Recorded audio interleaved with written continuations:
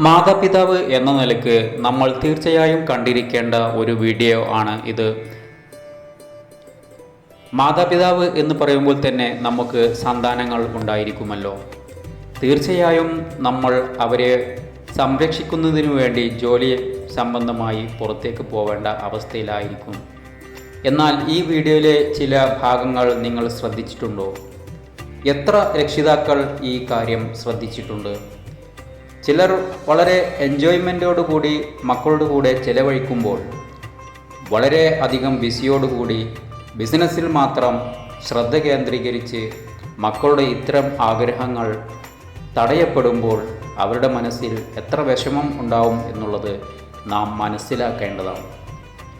എത്ര ജോലി ഭാരം ഉണ്ടെങ്കിലും മക്കളുടെ കൂടെ കുടുംബത്തിൻ്റെ കൂടെ കുറച്ചു നേരം ചെലവഴിച്ചാൽ അത് അവർക്കും നമുക്കും ഒരു നല്ല ആശ്വാസമായിരിക്കും.